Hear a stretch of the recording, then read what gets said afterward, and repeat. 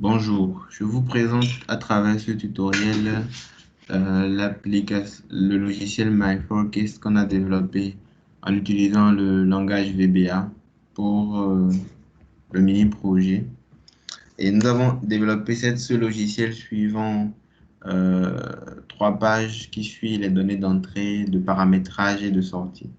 Donc, sur la première page, nous avons une page d'accueil qui permet à l'utilisateur d'ajouter un fichier. Ensuite, nous avons une page qui lui permet de choisir les différentes méthodes et de changer les valeurs des paramètres que nous avons définis par défaut. Puis ensuite, à la troisième page, d'observer à travers le premier écran les prévisions et de faire un comparatif en observant le graphe qui représente les demandes et les différentes méthodes de prévision précédemment choisies. Enfin, nous avons un bouton télécharger le fichier qui permet à l'utilisateur de télécharger localement le fichier traité.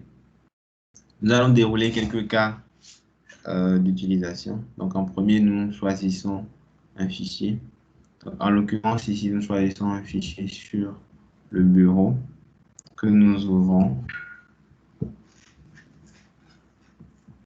Nous choisissons ensuite la méthode, les méthodes. Je choisis en premier lieu la moyenne mobile de période 3 et je vais ensuite visualiser mes prévisions. Et grâce au bouton graphe, j'arrive à visualiser les prévisions et la demande précédemment et la demande. Donc, nous avons la possibilité de choisir plusieurs méthodes à la fois. Donc, nous pouvons choisir toutes les méthodes à la fois. Donc, nous allons mettre à jour notre table de prévision. Et comme vous pouvez le voir, nous avons les différentes valeurs des prévisions. Et nous pouvons observer sur le graphe toutes les méthodes que nous avons sélectionnées.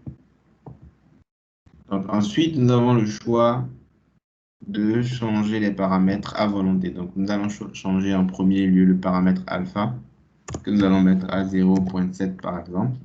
Le paramètre gamma, que nous allons mettre à 0.4 par exemple. Et le paramètre bêta, que nous allons mettre à 0.5. Donc, nous allons mettre à jour notre table de prévision. Et comme vous pouvez le voir, nous avons les valeurs des paramètres que nous avons changés, ainsi que les nouvelles prévisions. Donc, grâce au bouton graphe, nous mettons à jour les différentes prévisions que nous avons. Donc, nous allons cliquer sur le bouton télécharger le fichier afin de télécharger le fichier localement. Et nous allons recevoir un message qui nous indique que le fichier a bien été sauvegardé. Donc, comme vous pouvez le voir, nous allons consulter notre bureau. Et comme vous pouvez le voir, nous avons un fichier enregistré à la date et à l'heure à laquelle nous avons traité le fichier. Donc, j'ouvre le fichier enregistré et il correspond bien au fichier que nous venons de traiter avec les différentes valeurs des paramètres que nous avons entrés.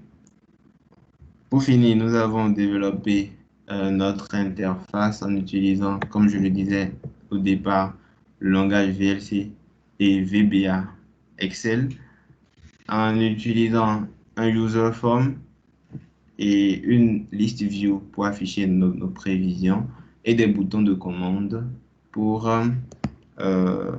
permettre l'interaction et la fluidité entre les différentes pages. Nous avons également utilisé une option de multipage pour avoir des pages déroulantes.